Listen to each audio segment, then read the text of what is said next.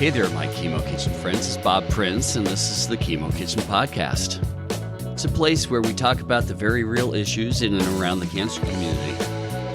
I've learned a few things and met some amazing people from all walks of life in my 21 years as a cancer survivor. So sit back and listen as I talk with members of this community and provide resources, insights, tools, and hopefully shed a little light to help you move through where you are in your cancer journey. Well, folks, I'd like to welcome you to the Chemo Kitchen Podcast and welcome our guest, Michelle Millman, the CEO of Cancer Pathways in Seattle. They've been providing free education and support resources to those who are impacted by cancer for over 20 years now. Great organization that is near to my heart. So welcome, Michelle. How are you? So much. Doing well today. How are you doing? I'm doing really well. Thank you so much for joining us and talking a little bit about your journey as CEO and as a cancer survivor. So why don't we jump right into it? Michelle, tell our listeners a little bit about yourself. Well, hello, everyone. Great to be here. Great to be on the Chemo Kitchen Podcast. So thank you so much for the opportunity, Bob. I am a two-time cancer survivor. I was first diagnosed in 2008 with thyroid cancer. And you don't see an oncologist when you have thyroid cancer, but when you have cancer for the first time in your life, it's a huge deal, of course. But I remember that I did say, well, if you want any cancer, this is the one you want. And I thought, what a jerk. What are you talking about? Sure. But I get it because the very next year I got breast cancer. I was diagnosed in 2009 with breast cancer. And then that's when I had to go through what most people think of when you have a cancer diagnosis, the surgeries, the chemotherapy, and then the radiation. And then I took an anti-estrogen pill, one of two I took for a total of 10 years.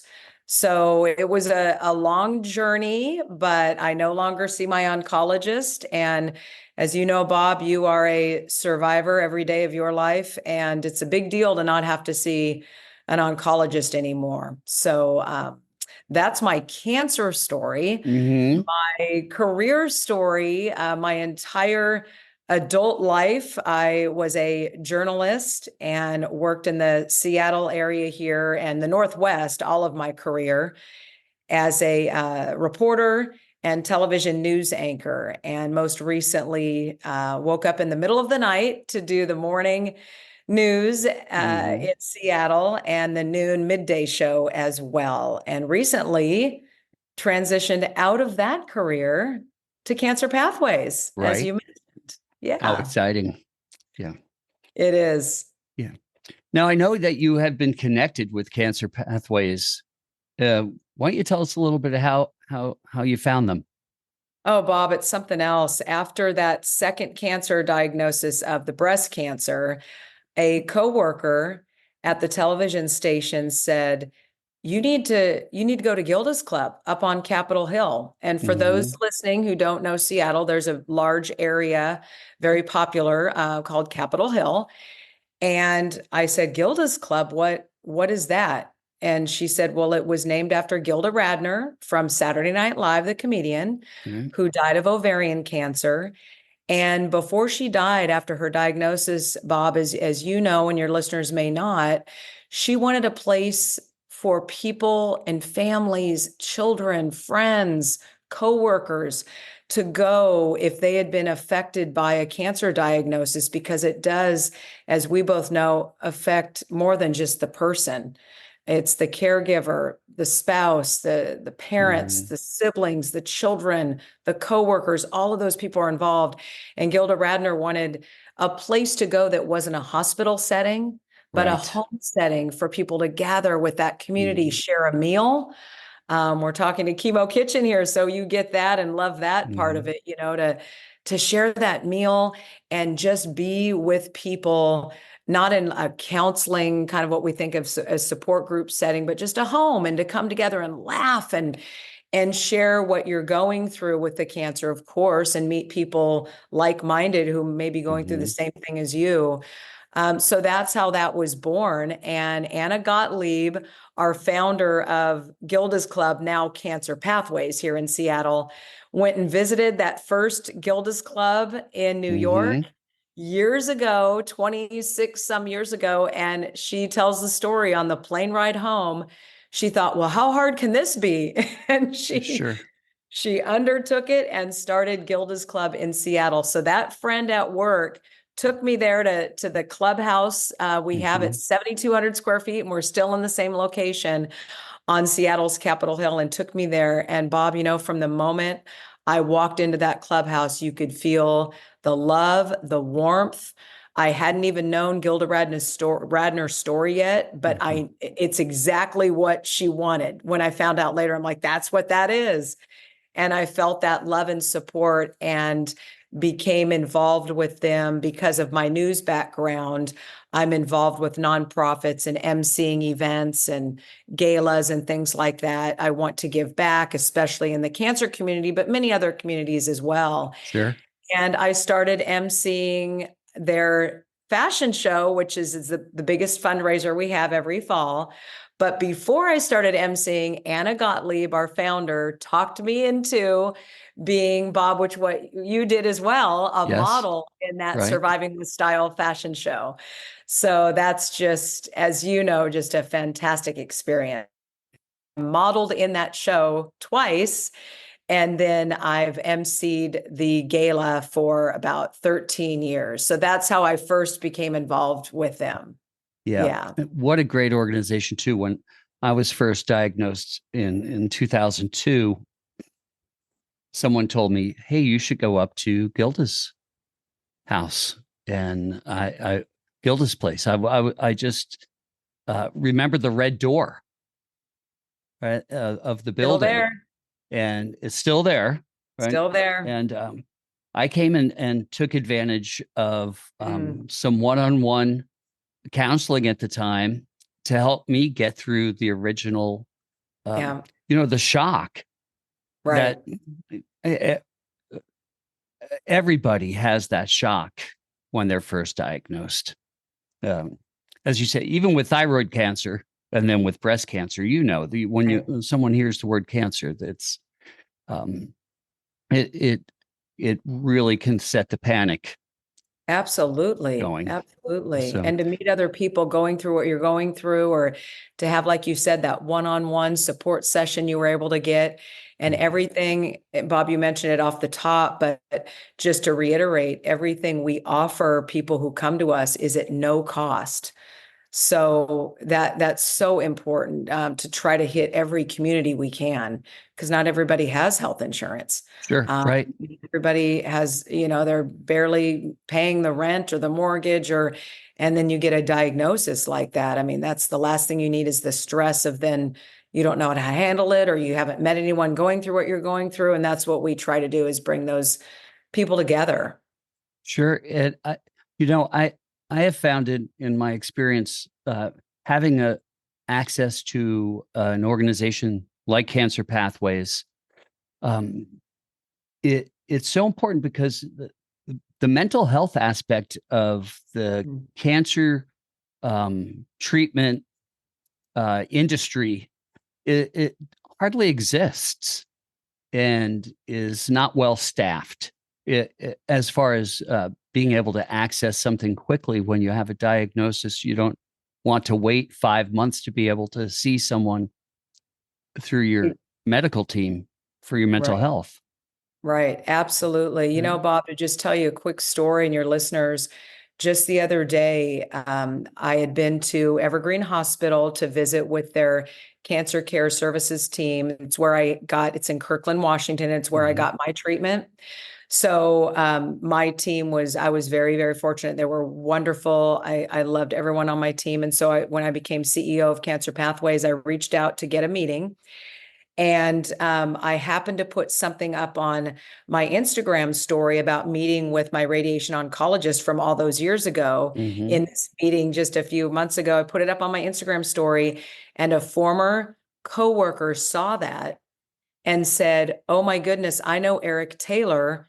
My son is now going through cancer. Can you call me ASAP?" So I called him ASAP. He Mm-hmm. needed, and Bob, it's to your point, he's not going through the cancer, his son is, but he needed to talk to someone yesterday because what he was going through with his son and just their relationship changing with this diagnosis. And we got him Mm-hmm. into someone, had a one-on-one like you talked about having within a day and no cost. It's not like we said, give us your insurance, tell us well, the bill's in the mail, nothing. I mean, it was a phone call.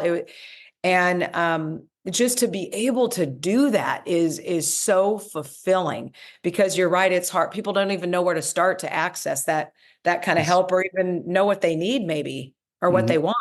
Right. Yeah. And it's really kind of peeling back the onion, saying where Mhm. when you have that diagnosis or you're caregiving, Yep. where do I Exactly. start? What's the second step? What's the third layer? What you get down to a part of the core, and Mm-hmm. you really can come to where the feelings are and Right. how you need to work through that to get the help that not only you need, but maybe the person who you're helping. Absolutely, Mhm. absolutely. And a different kind of help is that fashion show, Bob. What's interesting, I don't know if this did it for you when you modeled in that fashion show. We have for your listeners this gala event we have every October. We have 20 to 23 models who are cancer survivors, Mhm. and they walk that stage as throughout the years, it's been me reading their biographies. I think I want to keep doing it because I enjoy that so much, even though I'm CEO now. Um, but Bob, it's interesting because we've had models say to us they never went to a traditional support group, but that was their support. Like Mhm. hearing the crowd cheer for them and getting up there and doing something they never thought they could do by walking on a stage and being dressed up by a designer or whoever picked out their outfit and just that sort of support is different from traditional a group support, a group kind of setting, but they love it. They love it. And a lot of the models stay in touch and they form their little own groups. And it's just fantastic to see. It's So true. you And don't know what you don't know, what right, you need. I thought I knew something Yeah. about um, taking care of myself and my mental health um, through, surviving 20 years and Mm. six different treatments and recurrences. Um, I thought I had it pretty well under control. And when I got the email from Cancer Pathways about participating in this year's uh, gala, I hesitated first because of my own insecurity about maybe walking down a runway and Right. in a fashion show. Well, once I got over that and thought about why I would be doing it in support of Cancer Pathways, um, and jumped in, I had such a great time. And the reason why I had such a great time, and I didn't know that this was going to be an outcome, was I was in a group setting with survivors in a celebration. Yes. I've been to many, group uh, sessions talking about being a survivor, talking about going through treatments, and there there isn't a lot of celebration. This gala Mm. we cheered for each other, as you said. We rallied around each other as people were walking down the runway, and when they came off the runway into the backstage, hugs all around. My gosh, it was so fantastic Mm. for me personally Right. to feel enveloped in that happiness Right. uh, And a different kind of support group, and a different kind of celebratory support group. support group. Yeah. Yeah, Yeah. so And important to have these variations. Um, for sure. will you tell us a little bit more about what's going on at Cancer Pathways? I know you have a great um, great resources for kids, and Yeah. the months are coming up where maybe there. You could tell us a little bit about what's happening. Yeah, the great thing for kids, we have what's called Camp Sparkle every summer. We have 5 camps. They're day camps, a week long in the state of Washington. And it's for any child who's, if it could be their own diagnosis or a parent, they've lost a parent or a sibling or a friend, and they come to these camps, and they are therapeutic camps. Mm-hmm. But it also gives them a chance to go to the zoo and just be a kid and do activities that might be therapeutic, but to them they don't think, oh, this is therapy. So, planting, digging in the dirt, planting a plant, and they take that plant home and they care for it, and kind of learning that sort of thing, to care for Yeah. something at home. And these camps are coming right up. That is a big part of Cancer Pathways.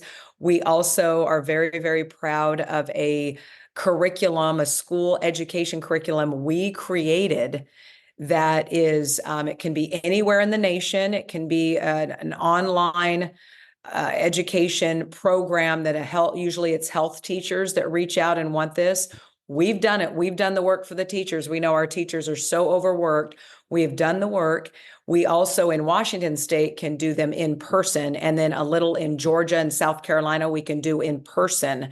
But we have this e-learning module of cancer risk reduction education, which, as we know, vaping is an epidemic.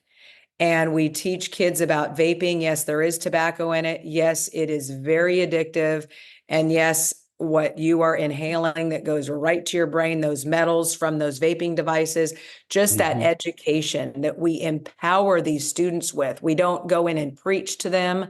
We just give them the information. And Bob, I've seen a couple, three now of these, our health educators in the classrooms doing these programs. And I'll tell you, those kids, boy, they're paying attention the whole 50 minutes, but they really snap to attention when we start talking about the vaping. So something, we've tapped into something when it's going on. I mean, I just found out 2 weeks ago that, for all the parents listening out there, I had no idea there is a highlighter. It's actually a highlighter that is a vape pen as well. Right. So well So disguised. yeah. So of Sure. course, if you're a parent at home and your kid's using you go like, oh, that's a highlighter. Why would you think that it's also? So anyway, just these companies are really getting smart and tricky with the way they're advertising to our children. So Mm. we have this program. It can be kind of variation based on the grade, but we're looking to pilot at an elementary school. But right now we're in junior high and high school. So that is one of the very, very important programs we have. That's called Cancer Happens. Then we have a wonderful, Bob, you may know about this, a writing contest that hits all 50 states. Yes. And it's open right now. If any 9th through 12th graders, or you're a parent of a 9th through 12th grader who would like to win $1,000 cash prize, we have a 1,500-word essay you can write if you've been affected by a cancer diagnosis yourself as a 9th through 12th grader, or a parent. You've lost a parent, however you've been affected by cancer. You write an essay, and then we are giving out 20 awards for that $1,000 cash prize. And I'll tell you, we talked earlier about that fashion show being a type of support for cancer survivors. Well, I'll tell you, it's interesting. We hear from parents whose children entered the writing contest, and we're looking for judges as well. I tell you, bring your box of Kleenex if you would like to be Oh, a I'm judge, sure. because, and I'll tell you, this is really interesting. We have parents who email us and say, I had no idea my child needed to write about their father dying, or their mother dying, or their brother dying of cancer, or them going through cancer. We had no idea they needed it until they started writing. And for that student, it was their type of support to get these feelings out on paper. Sure. They are so inspiring, these essays. So that contest is open right now, and it's on our website. Cancer Happens under programs, and that is called Cancer Unwrapped is the name of that Right. program. And And you then can with our find camps, and yeah, uh, go ahead. and you Yeah. can find that, right, Michelle, at cancerpathways.org. Yep. Org. Yep. Because you're a Yep. nonprofit, you have the org. So Yep. not to confuse it with the .com, That's right. cancerpathways.org.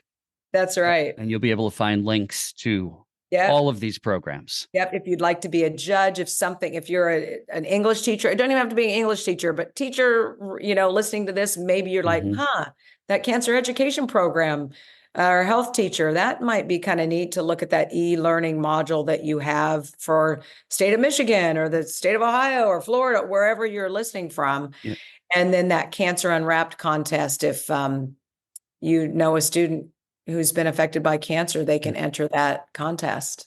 Yeah. The written word is so powerful still, even in the age of social media and video consumption, that the power of journaling right through your experience or after your experience can really be so cathartic.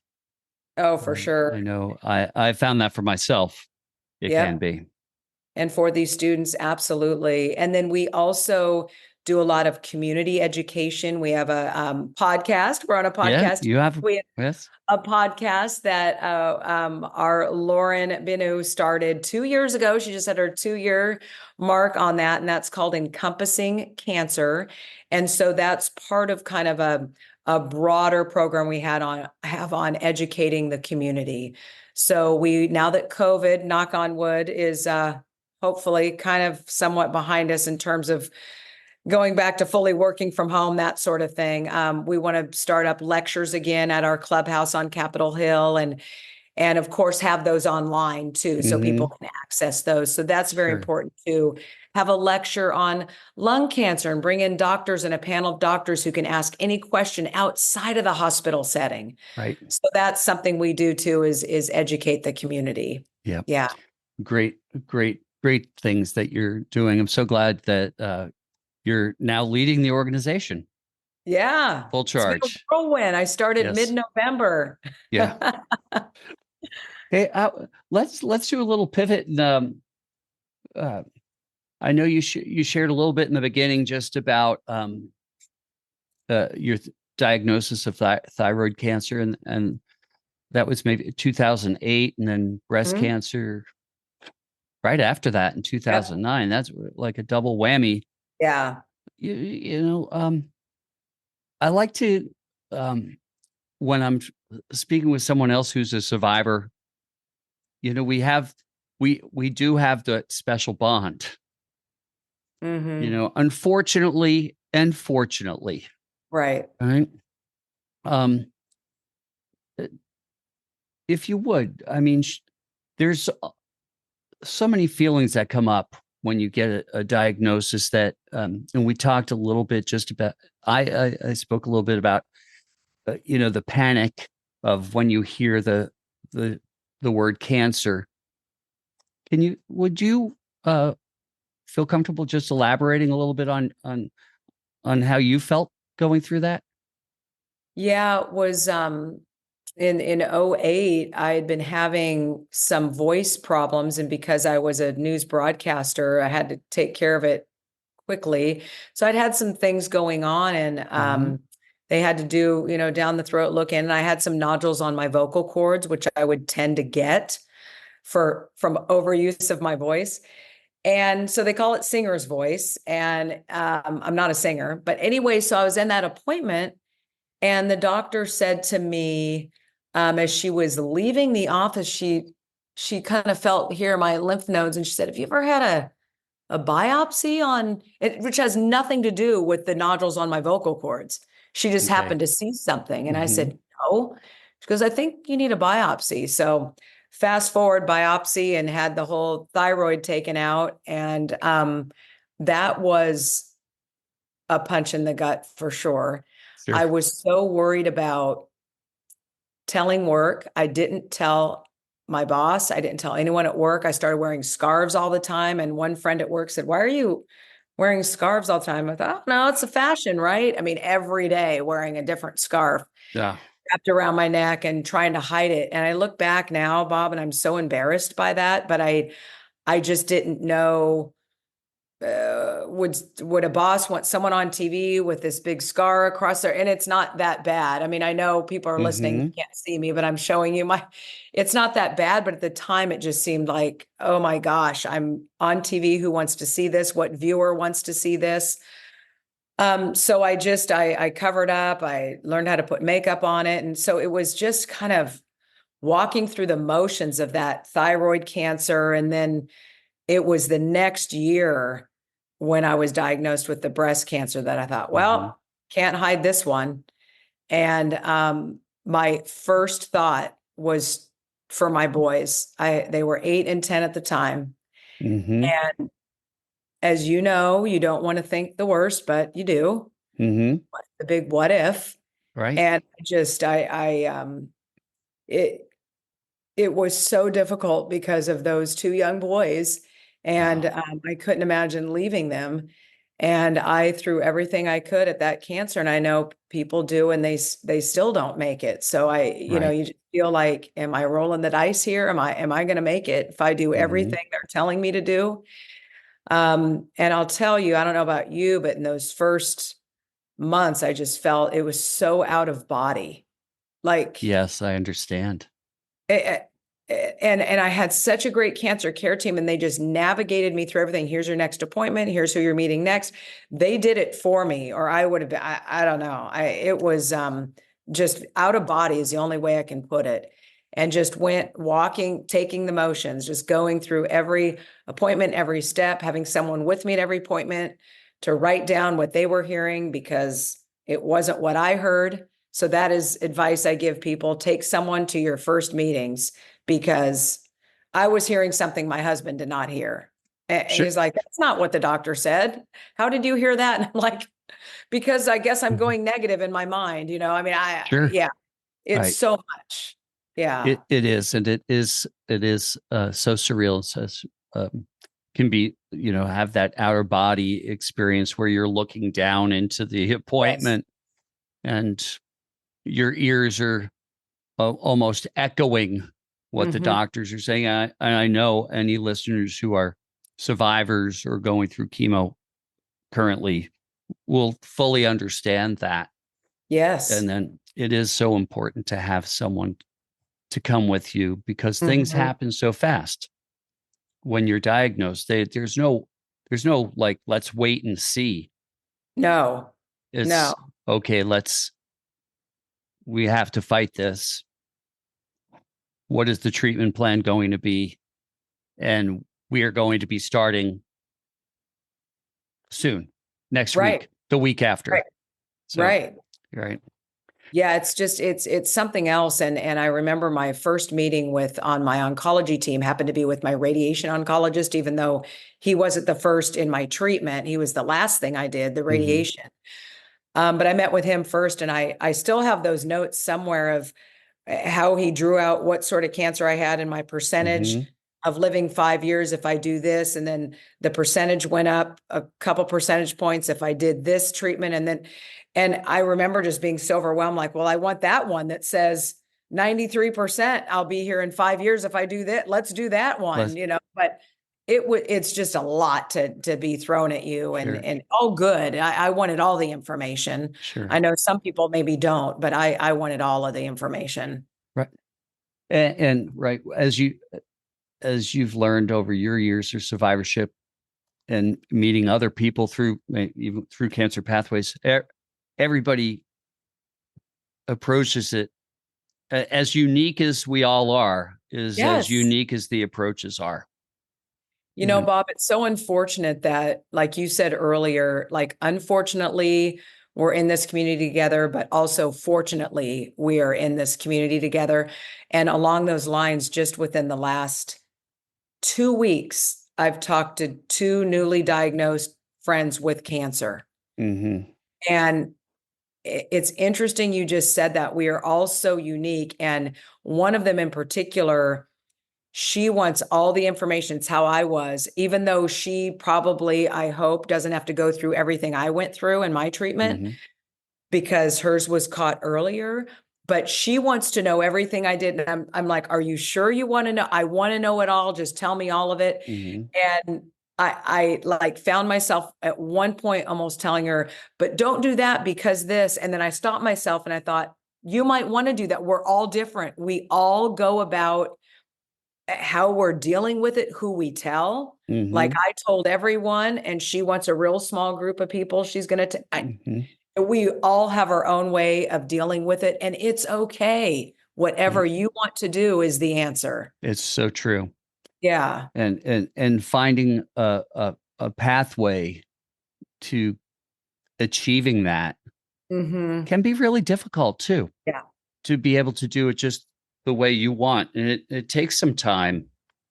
I know a person who's been newly diagnosed with breast cancer, has been in treatment now for a few months, and has taken the approach that uh, instead of fighting, like being the fighter, they've expressed that they wanted to approach it more in a Zen fashion Hmm. and um, have some acceptance, and then move through it. And I thought, well, that is so interesting as well. Look at that, and Right. that is working for them. Right. You know, I've heard some people say, because what are some of the things you've heard, Bob, over the years? Like, um, you battled it, you fought it, those different words, and some people sure, don't like those right, words. Like I battled cancer, and some people go, well, what Eh, else should I have done? Like, of course I right, battled. So it is hard. And then another thing too that's difficult that I try to give advice of people to learn from my mistake is to remember everyone who you tell, family, friends, whoever you decide to tell in your circle, just know that they're coming from a place of love. Because I know in the beginning weeks after my diagnosis, it was really hard to get that advice. It's like, someone, because I was known and people recognized me when I was out and about, people, I had a couple people say, I cannot believe you're doing chemo. hmm, That's what will kill you. I mean, just giving this advice that you don't ask for. And right. you got to remember, okay, their heart's in the right place. It's okay. So that's another thing is just think, is what I tell my friends before you maybe tell a lot of people, think, will you be okay with hearing those things? Because people just offer it. Right. Yeah. I know, and it it can become a source of, like gentle annoyance. Um, Right. And uh, another kind of stress too and on the right, cancer patient. Go yes, already right, going through so much. Yeah. yeah. Um, let's talk about this where you know there was a time, and it took about 3 years for me after the first diagnosis and the first treatments, and I was in remission. And I remember I was driving my car for work in Capitol Hill, and I realized that I hadn't thought about cancer Mm. the day before. Like, oh, I didn't think about cancer yesterday. I'm thinking about it now, but I didn't think about it yesterday. And I mean, we're in the business of supporting people who are going through cancer. So we think about cancer a lot, but I don't always think about it. I don't think about it for myself now as I used to. How did you have did you have anything similar to that, Michelle, where you realized, oh, I'm kind of passing through this? Bob, it's interesting. It probably took, I don't have an exact date, Hmm. but it probably took a good, personally for me, 7 or 8 years before when I got an ache or a pain, Hmm. which, hey, I'm old. People get aches and pains tying Right. the news. Um, where I didn't think, oh no. And like, for example, I mean, I'm very lucky. I don't get headaches often Hmm. unless I don't have my caffeinated tea, English breakfast tea. Hmm. But so if I get a low grade headache, what's, uh-oh. So it probably took a good 7 or 8 years where like you, I don't remember the Mm-hmm. moment where I was driving or where I was, but where the following day or week I thought, oh, I had that back pain. That was from lifting weights. I didn't think it was from cancer, Right. like, but Yep. it took me quite a while. And then I was also still seeing my oncologist up until it's been 4 years ago that I like to say I fired her. And Mm-hmm. I just passed the kind of anniversary date of that. And I put that up on my Instagram story, and someone replied to me, "Oh no, what happened?" I'm like, no, Yeah. I put fired her in quotes, like it's a good thing. Like I love Right. her, but I got to no longer see her is what I meant. Yeah. But so after that, I realized it was, I went more and more days without having the thought enter my Yeah. mind. Yeah, it took a while. It can take a while, but um, now, I mean, coming from both of us, that it does happen. It Yes, can happen. absolutely. Where So, it's just because you're old. right. Oh, my back. Uh, Oh. right. So, you're on the Chemo Kitchen podcast, so we have to talk a little bit about food, right? Yes. Chemo Kitchen came about because of taste change that happens during Right. chemotherapy, and and it happened for me. It happens for many, but it Mhm. doesn't happen for all. How how did chemotherapy affect taste change, or did you have any taste change, or anything around Well, food that you remember, well, Michelle? what's great about now, well, gosh, I went through my chemo 14 years ago, but even back then, way back then, my oncologist said, whatever you do not eat your favorite foods during chemo because it may ruin it for you forever. So I really took that to heart. And so I did, Bob. I actually did stay away from, I love lasagna. I make a mean lasagna. I kind of stayed away from that, and pasta, a lot of pastas and stuff like that, because I love Italian food. But I didn't really change a lot. So we had people at work who were making us meals. And so we would eat those, and it was all great. But I'll tell you one thing a dear, dear friend made for me, because I went through chemo in the fall and the beginning of winter months. And so she made me a great butternut squash soup. Mm-hmm. To this day, I can barely look at butternut squash soup, let alone smell it. But I don't know, Bob, because it's not like Mm-hmm. I loved it before. It's not like it was something I ate a lot. So I'm not sure if it was the chemo or what, but it was when I was doing chemo. Of course, she brought over this meal. Yes. Oh, can't even, Not And any longer. Yes. yeah. And another thing, I'm a tea drinker. So I would go between English breakfast and Earl Grey tea just to change it up. Like I'd kind of do every other day. I'd do Earl Grey and Mm-hmm. then English breakfast. And Earl Grey, cannot even smell it anymore. Is Cannot. Mm-mm. there there is so much truth to it. There association Yes. and taste, chemical changes in your body caused by the chemotherapy, and rolls right down to your taste buds.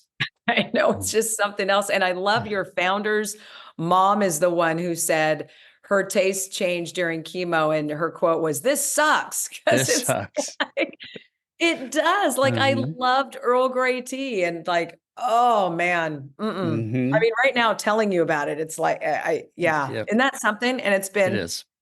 It it was is. 2010. I finished chemo, Yep. 2010. And here Yes. I am in Right. 2024 telling you what changed for you, which foods. Well, I could not eat any red meat Oh, during chemotherapy. wow. Um, it just the metallic. I started to Yeah. taste the metal Yep. in everything, and I had to start eating with bamboo utensils because the metal touching my Yep. tongue. I do remember the metal taste. Yep. You're Yeah, right. yeah. Yep. See, I'd forgotten it though. That's interesting. Hmm. Right. Yeah, it's the beauty of the passage of time. Right. Yeah. Um, uh, I but I had cravings for one certain dish that a friend of mine, Armandino Batali, who opened a restaurant called Salumi. Um, Mm-hmm. he and his wife were good friends because of my culinary background, and I would ask my wife to drive me right to Salumi from Seattle Cancer Care, right to Salumi, and call ahead, and they'd have a porchetta sandwich ready for me. Nice. And I would eat the entire thing. I was just famished for it. And I think it was maybe the feeling of a sense of belonging that I had in that culinary community, and being able to Right. go into a place that, like my Cheers, where everybody knew your name, but also something that I I essentially craved Yeah. during chemotherapy. So I have found that interesting, asking other people, what was some of your cravings? And some people are like, oh, I never ate a pint of ice cream before in my life, but during chemotherapy, I would eat a pint every time I had chemo. And so, Yeah, I yeah. think your craving was healthier than mine because I don't know if crave's the right word, or maybe Hmm.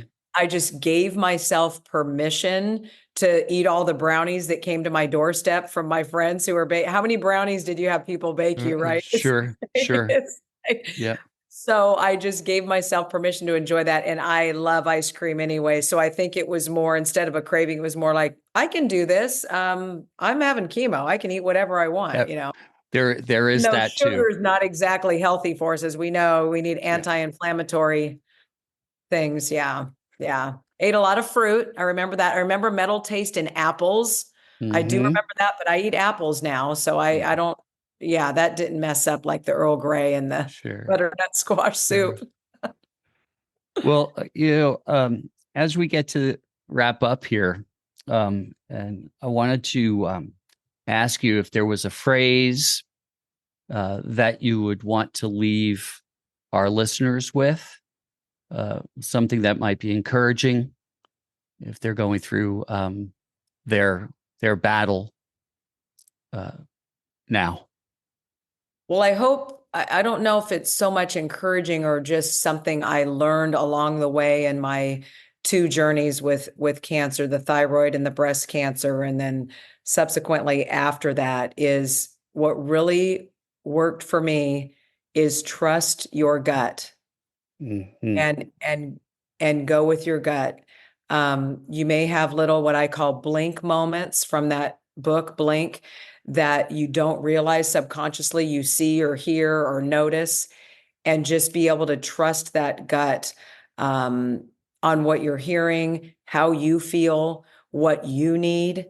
Um, if you maybe there's something about your doctor and you want to go get a second opinion, but a friend says, no, you don't need a second opinion. Just trust your gut.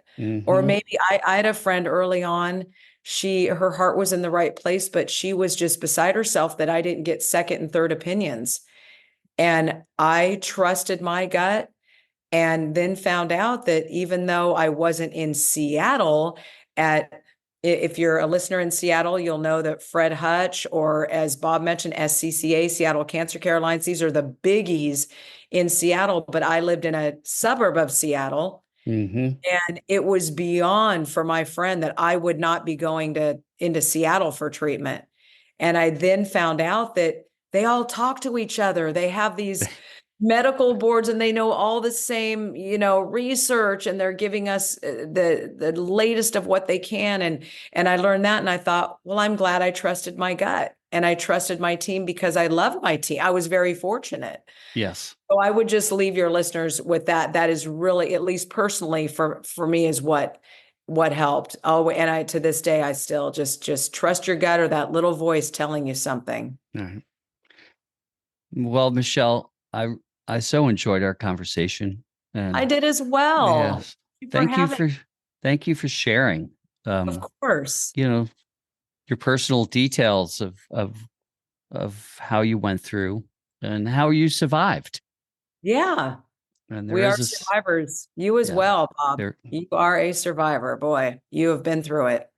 So I just want to let our listeners know again that Michelle is the CEO of Cancer Pathways, a fantastic organization in Seattle. And you should look them up at cancerpathways.org and look into their programs, because they have programs not only in Seattle, but they have programs that you can access from any part of our country, Absolutely. Even yoga via even Zoom. yoga. And you are not alone. That's right. That's right. Thank you, Bob. And my Yes, email is on there. If anyone wants to reach out, go ahead and email me. I would love to hear from you, and thank you for giving our email address. It means a lot. The more people we can reach, the better. We're in this together. we are. Yeah. Thank you, Michelle. Thank you, Bob. It was great. Take care of yourself. You as well. Bye bye. Bye.